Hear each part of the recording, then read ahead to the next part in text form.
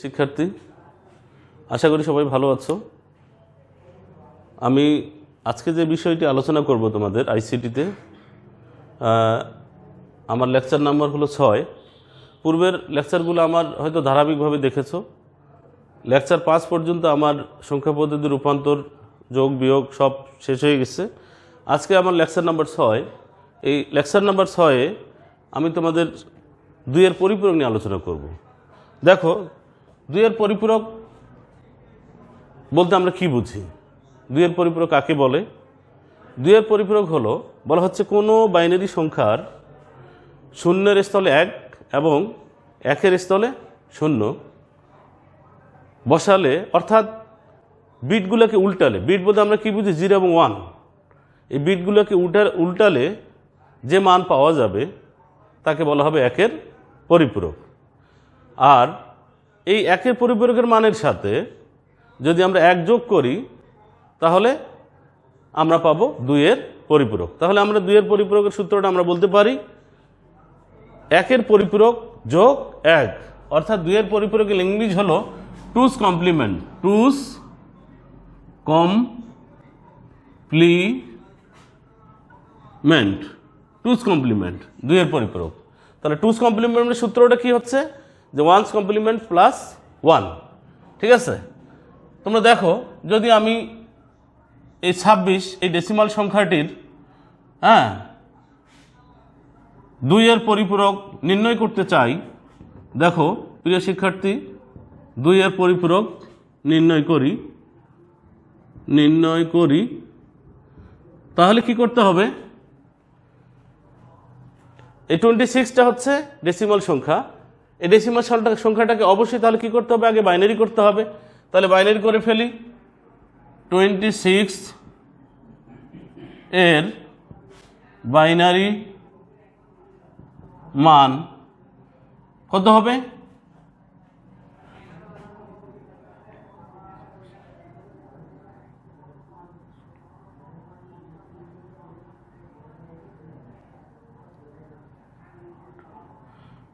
দেখো প্রিয় শিক্ষার্থী, আমার এই 26 এর বাইনারি মান 11010।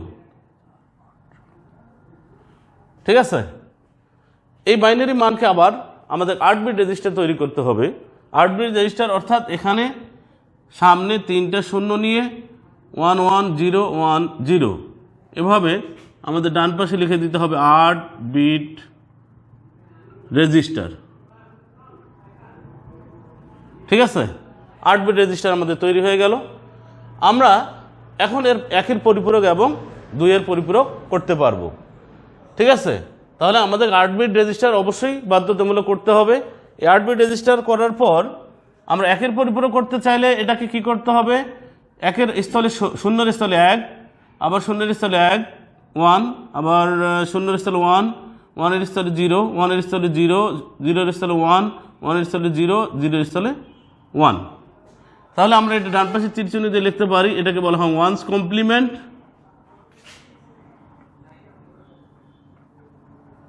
1's কমপ্লিমেন্ট বা 1-এর পরিপূরক। প্রিয় শিক্ষার্থী, তোমরা জানো, একটু আগে বললাম যে 2-এর পরিপূরকের সূত্র হলো যে 1-এর পরিপূরক এর সাথে 1 যোগ করলে আমরা 2-এর পরিপূরক পাবো। ঠিক আছে, তাহলে কি হবে? 0। তোমরা বাইনারি যোগ জানো, 1 আর 1, 2টা 1 যোগ করলে 0 হয় এবং ক্যারি থাকে 1। 0 আর 1 যোগ করলে হবে 1, আবার 1 0 0 1 1 1। এটা হচ্ছে 2's কমপ্লিমেন্ট। দেখো, আমরা 26 এর পরিপূরক নির্ণয় করে ফেলছি। তাহলে 2-এর আমরা কোনো সংখ্যার পরিপূরক নির্ণয় করতে চাইলে আমাদের কি করতে হবে? আগে বাইনারি করতে হবে। ঠিক আছে, বাইনারি করার পর সেটাকে 8 বিট রেজিস্টার তৈরি করে তারপরে 0-এর স্থলে 1, 0-এর স্থলে 1 এবং 1-এর স্থলে 0 বসালে আমরা কি পাবো? 1's কমপ্লিমেন্ট বা 1-এর পরিপূরক পাবো। আর 1's কমপ্লিমেন্টের সাথে 1 যোগ করলে কি পাবো? আমরা 2's কমপ্লিমেন্ট পাবো। ঠিক আছে, তাহলে যে কোনো সংখ্যার তোমরা এখন পরিপূরক নির্ণয় করতে পারবে, তাই না? আমরা এখন যেটি দেখব, তাহলে 2's কমপ্লিমেন্ট সম্পর্কে তোমাদের জানা হলো যে 2's কমপ্লিমেন্ট হলো 1's কমপ্লিমেন্ট প্লাস 1, 2 এর পরিপূরক হলো 1 এর পরিপূরক যোগ 1। এবার আমরা 2 এর পরিপূরকের সাহায্যে 2 এর পরিপূরকের সাহায্যে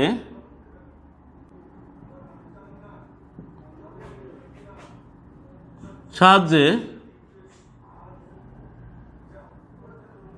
28 থেকে 12 বিয়োগ করা শিখব।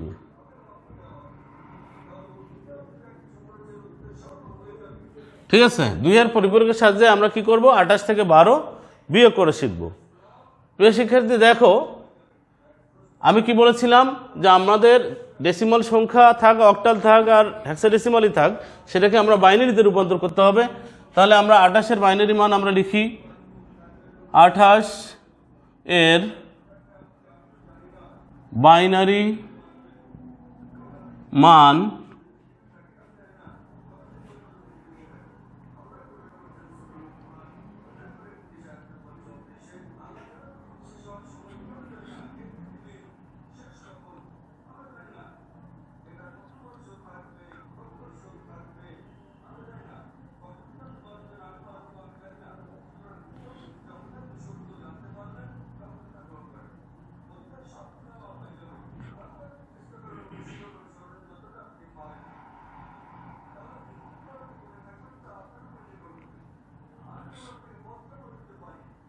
দেখো প্রিয় শিক্ষার্থী, 28 এর বাইনারি মান, 28 এর বাইনারি মান কত,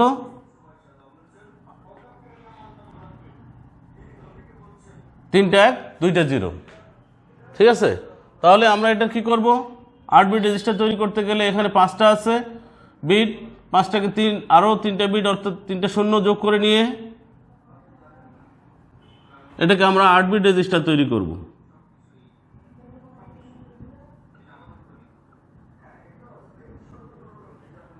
ঠিক আছে, এরপরে আমরা 12 বাইনারি মান বের করব। 12 বাইনারি মান কত, 1 1 0 0। এটা হচ্ছে কার, 12 বাইনারি। তাহলে এরপরে কি করতে হবে, 8 বিট তৈরি করার জন্য 4টা 0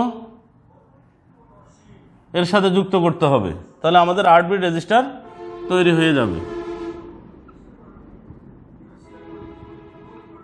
8 বিট রেজিস্টার তৈরি হয়ে যাবে। ঠিক আছে, তাহলে দেখো আমরা 28 এর বাইনারি মান বের করলাম এবং 8 বিট রেজিস্টার তৈরি করে রাখলাম। এবার 12 এর বাইনারি মান বের করেছি আমরা এবং এটার 8 বিট রেজিস্টার তৈরি করে ফেলছি।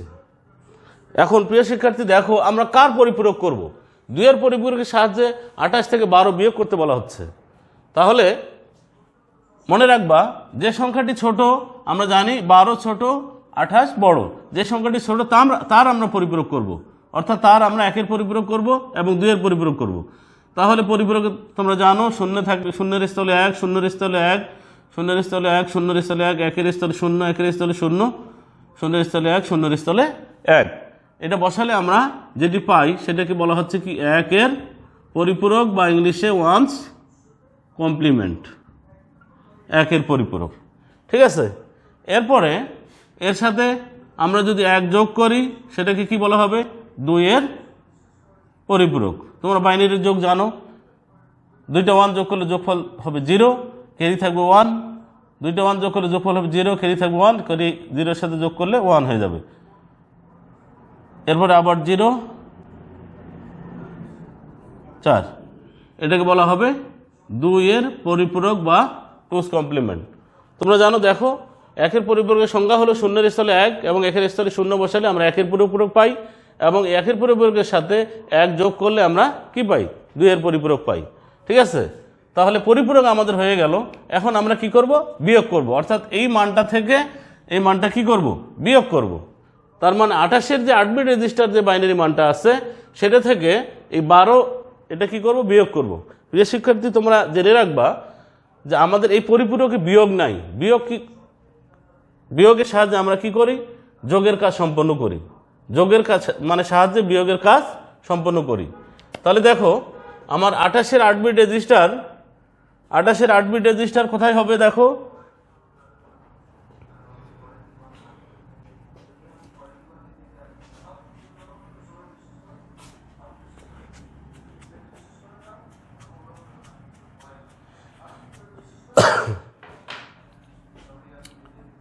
আটাশের 8 বিট রেজিস্টার মান কত, 3টা 0, 1 1 1, 2টা 0, আমাদের 12। আমরা যখন 2 এর পরিপূরক করলাম সেটা হয়ে যাবে মাইনাস, এর 2 এর পরিপূরক মানটা হলো 4টা 1 0 1,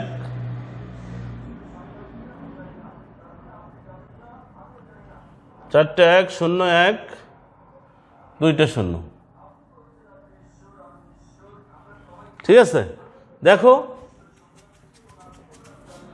সেক্ষেত্রে আমি কি করতেছি, এখন আমরা কি বিয়োগ করব। আসলে এখানে বলা হচ্ছে 2 এর পরিপূরকের সাহায্যে 28 থেকে 12 বিয়োগ করব।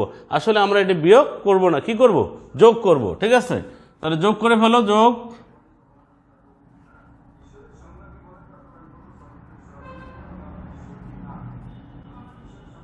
1। ঠিক আছে, তাহলে 28 থেকে 12 বিয়োগ করলে আমরা সাধারণ ডেসিমালে যদি বিয়োগ করি তাহলে আমাদের এর মান কত আসবে,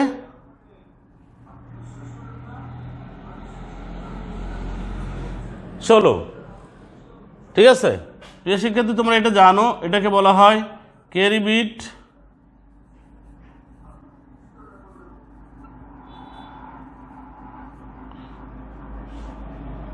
এটাকে বলা হয় চিহ্ন বিট,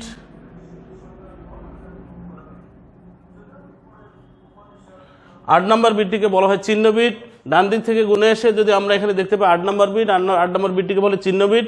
চিহ্ন বিট যদি 0 হয় তাহলে ফলাফল ধনাত্মক, আর চিহ্ন বিট যদি 1 হয় তাহলে ফলাফল ঋণাত্মক। ঋণাত্মক এবং ধনাত্মক বোঝানোর জন্য 0 এবং 1 ব্যবহার করা হয়, এটাকে বলা হয় সাইন নাম্বার বা চিহ্নযুক্ত সংখ্যা বলা হয়। তাহলে দেখো আমাদের অ্যান্সার হয়ে গেছে। আমরা 28 থেকে 12 এখানে বিয়োগ করতে বলা হচ্ছে, কিন্তু আমরা এখানে কি করলাম, যোগ করলাম।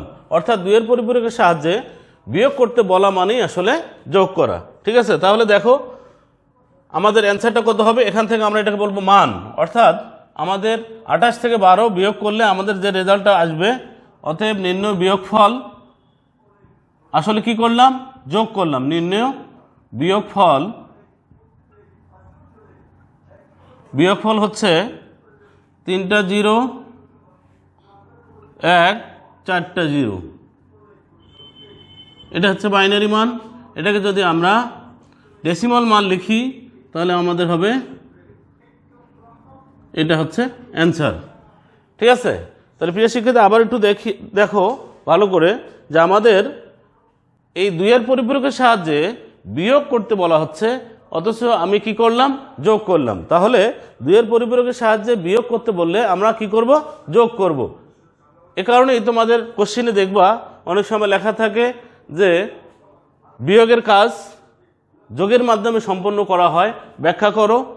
তাহলে তোমাকে লিখতে হবে, তখন 2 এর পরিপূরকের ব্যাখ্যা করতে হবে। ঠিক আছে, তাহলে 2 এর পরিপূরকের সাহায্যে তোমরা কি দেখলা, বিয়োগ দেখলা। হ্যাঁ, এভাবে তোমাদের এই বিয়োগ পরিপূরকের সাহায্যে আশা করা যায় আর কোনো সমস্যা থাকবে না। এই ভিডিওটি দেখার পর তোমরা অবশ্যই বইয়ের যে উদাহরণগুলো আছে, এই বইয়ের উদাহরণগুলো খুব ভালোভাবে সমাধান করার চেষ্টা করবে এবং সেগুলো দেখে তোমরা নিজেরাই সেগুলো খাতায় লিখে, আমি যেভাবে বুঝাইলাম যে 2 এর পরিপূরক করতে গেলে প্রথম শর্ত হলো বাইনারি হতে হবে, সেটা হেক্সাডেসিমাল সংখ্যা থাকতে পারে, সেটা অক্টাল থাকতে পারে, অবশ্যই সেটাকে কি করতে হবে, বাইনারিতে রূপান্তর করতে হবে। এবং এর আগের লেকচারগুলোতে আমি কিভাবে অক্টাল থেকে বাইনারি, কিভাবে হেক্সাডেসিমাল থেকে বাইনারি, কিভাবে ডেসিমাল থেকে বাইনারি সেগুলো শিখিয়েছি। ঠিক আছে, তাহলে 2 এর পরিপূরকের শর্ত হলো যে আমাদের সংখ্যাগুলিকে কি হতে হবে, আগে বাইনারি হতে হবে। এই বাইনারিগুলোকে কি করতে হবে, 1 এর পরিপূরক তৈরি করতে হবে। 1 এর পরিপূরক সংজ্ঞাও বলছি যে 1 এর পরিপূরকের সংজ্ঞা হলো কোনো শূন্যের স্থলে 1 এবং 1 এর স্থলে 0 বসালে, অর্থাৎ বিটগুলোকে উল্টালে যে মান পাওয়া যায় সেটাকে বলা হবে 1 এর পরিপূরক। এবং 1 এর পরিপূরকের সাথে 1 যোগ করলে 2 এর পরিপূরক পাওয়া যাবে। তাহলে আমরা আবারও বলতে পারি যে 2's complement 2's complement equal 1's complement plus 1। তাহলে 2's কমপ্লিমেন্টের সূত্র কি? 1's complement plus 1। তোমাদের বললাম যে 1's কমপ্লিমেন্ট কীভাবে হয়, একের পরিপূরক কীভাবে হয়, কোনো বাইনারি সংখ্যা শূন্যের স্থলে 1 এবং একের স্থলে 0 বসাতে হবে, তাহলে একের পরিপূরক হবে এবং সেই মানটার সাথে মানে 1 যোগ করলে সেটা হবে কি 2 এর পরিপূরক। ঠিক আছে, তাহলে আজকের যে 2 এর পরিপূরক সম্পর্কে তোমাদের মোটামুটি ধারণা পেয়েছো। তোমরা বইয়ের উদাহরণগুলো যদি ভালোভাবে দেখো তাহলে তোমাদের 2 এর পরিপূরক নিয়ে যে অঙ্কগুলো পরীক্ষায় থাকে সেগুলো তোমরা সমাধান করতে পারবে। ভালো থাকো সবাই। পরবর্তী ক্লাসে ভিডিও দেখার জন্য সবাইকে ধন্যবাদ। আল্লাহ হাফিজ।